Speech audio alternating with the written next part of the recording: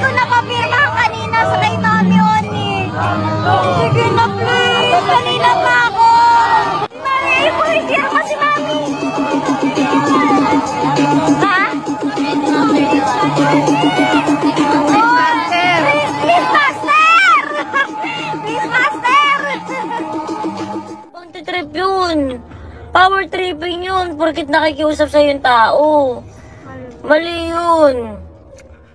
Viral ngayon sa social media ang video mula sa Payaman Fair kung saan marami ang muling nainis sa ipinakitang ugali ni Payi Galang.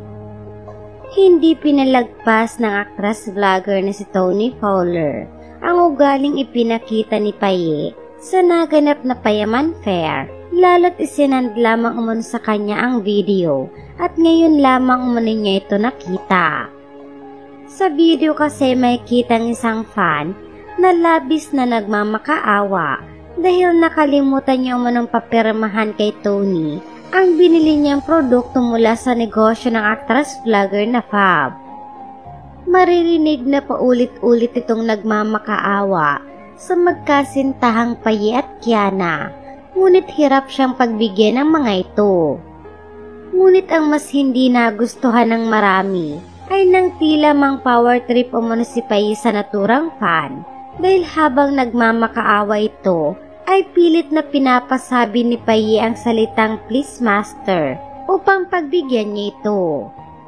Kagad namang sumunod ang naturang fan sa gustong ipagawa sa kanya ni Payi, ngunit matapos nitong sabihin ang please master ay makikitang tumawa lamang si Payi at sabay talikod.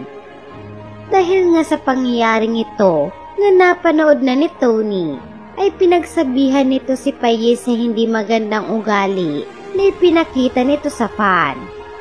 Ayon kay Tony, okay lang umano na ipakita ni Payi ang ganong ugali sa loob ng Toro House, ngunit wag naman umano sa mga fans na labis na sumusuporta sa kanila.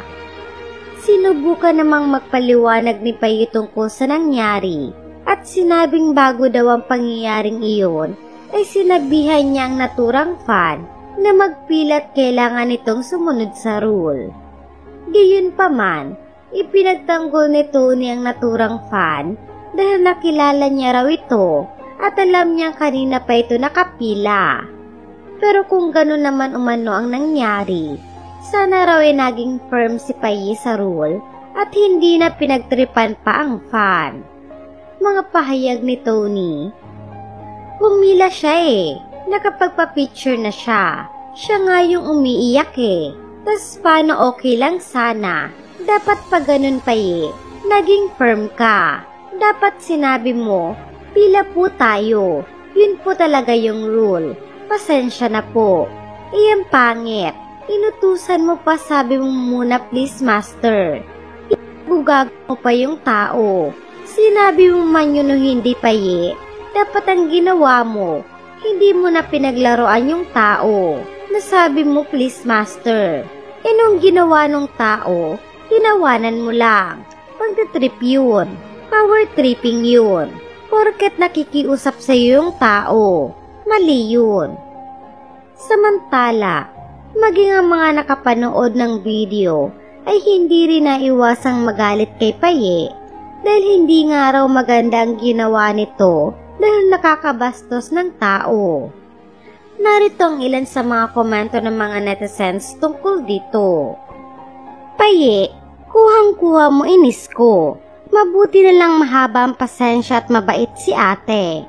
Pero kung ako yan, minura na kita with matching waving my middle finger. Lumaki na masyado yung ulo ni Payi. Pati yung jowa niyang ay, hindi man lang naawa sa tao na kanina pa pala naghintay. Tapos hindi man lang pinapermahan kay Mami Oni. Kung sino pa yung hindi sikat, siya pa itong... Bastos naman Payi. Porke fans lang, pagsasabihin mo ng please master. Tapos di mo naman gagawin. Bastos.